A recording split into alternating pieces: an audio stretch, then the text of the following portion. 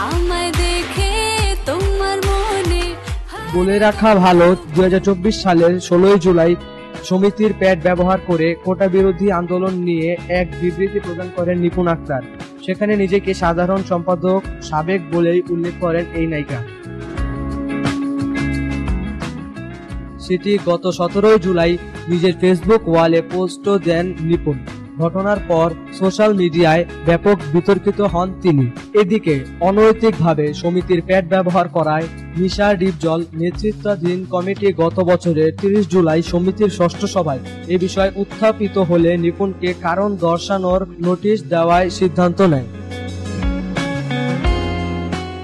তবে নোটিশ দিলে তা তোয়াক্কা করেননি নিপুণ। তার আগে বর্তমান কমিটির সাধারণ সম্পাদক মনোয়ার হোসেন ডিপজলকে নিয়ে গণমাধ্যমে কুরুচিপূর্ণ মন্তব্য করার অভিযোগ ওঠে বিতর্কিত এই নায়িকার বিরুদ্ধে।